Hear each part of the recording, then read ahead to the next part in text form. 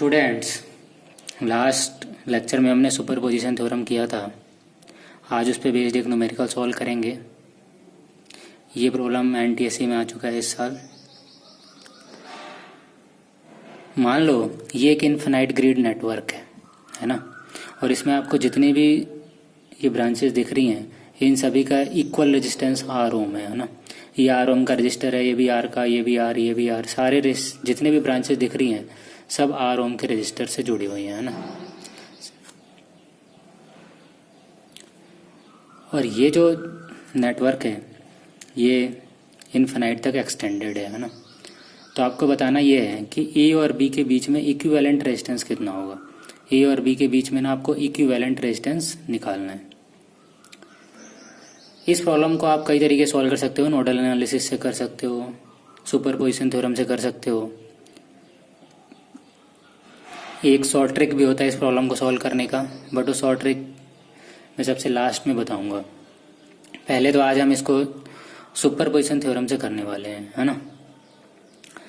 तो देखो, इस प्रॉब्लम को आप इस तरीके से सोचो कि मान लो मुझे ए और बी के बीच में इक्विवेलेंट रेजिस्टेंस निकालना है। तो मान लो मैंने इस वाले पॉइंट ए पे यहाँ एक बैटरी यूज किया और ये ग्राउंड से कनेक्टेड है, और इस बैटरी से टोटल करंट चली है आई एम्पियर की। तो इस जंक्शन पे देखो, ड्यू टू सिमेट्रिसिटी आप सोच सकते हो ये करंट इक्वली 4 पार्ट्स में डिवाइड हो जाएगी, I by 4, I by 4, I by 4 और I बाई 4, है ना। और ये पॉइंट ए है और ये पॉइंट बी है ना। तो हमने क्या किया, इसका ये वाला पॉइंट ए कंसीडर किया, इसको एक बैटरी से कनेक्ट किया, और मान लो यहाँ से आई एम्पियर की करंट चली है। तो ड्यू टू सिमेट्रिसिटी ये 4 इक्वल पार्ट्स में डिवाइड हो गई, I बाई 4, I बाई 4 और I बाई 4। फिर क्या करो, ये जो पॉइंट बी है इस बी पॉइंट पे एक बैटरी लगाओ, लेकिन वो अपोजिट सेंस का लगाओ, ऐसे ग्राउंड से इसको भी जोड़ दो।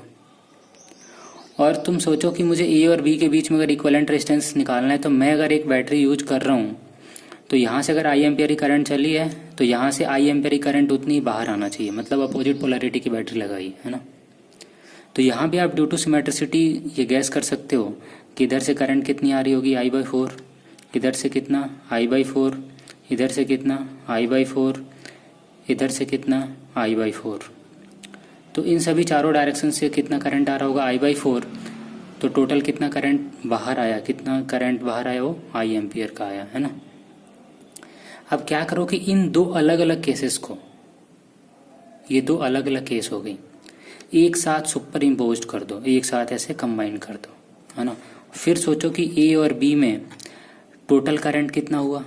तो अगर ये वाला सिचुएशन अलग है और ये एक अलग सिचुएशन है और दोनों को मैं एक साथ कंबाइन कर दूं, तो इस ब्रांच में टोटल करंट कितना हो जाएगा, I बाई 4 और I बाई 4 इसकी वजह से, I बाई 4 इसकी वजह से। तो टोटल कितना हो जाएगा, I by 4 plus I by 4, I by 2। तो इसमें टोटल करंट कितना है, I बाई 2 है।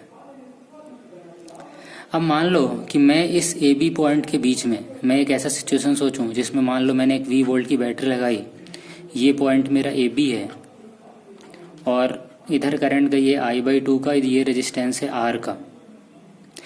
तो हाफ करंट अगर यहाँ है तो इसको छोड़ के जो रिमेनिंग पूरा नेटवर्क बच गया उसमें भी करंट कितना सोच सकते हो, I बाई 2।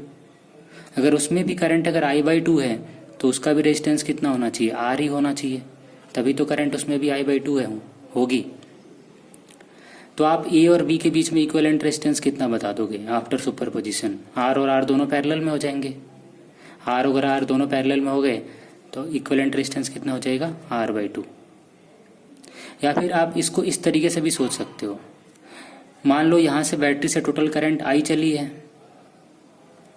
तो आप यहाँ से R इक्विवेलेंट को कितना लिखोगे, R इक्विवेलेंट को लिखोगे V upon I, V upon I।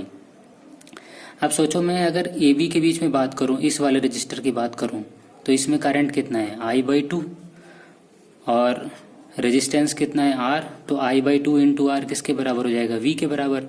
तो यहाँ से V बाई I कितना आ जाएगा, R बाई 2 के बराबर। और यही तो R इक्विवेलेंट है, आर इक्वलेंट मीन्स कि टोटल सर्किट का, जो कंप्लीट सर्किट का ए और बी के बीच में इक्वलेंट रेजिस्टेंस कितना, R/2 आ जाएगा। तो आप इसको दोनों ही तरीके से सोच सकते हो। तो इस तरह से आप इसको ना सुपरपोजिशन थ्योरम से कर सकते हो इस प्रॉब्लम को।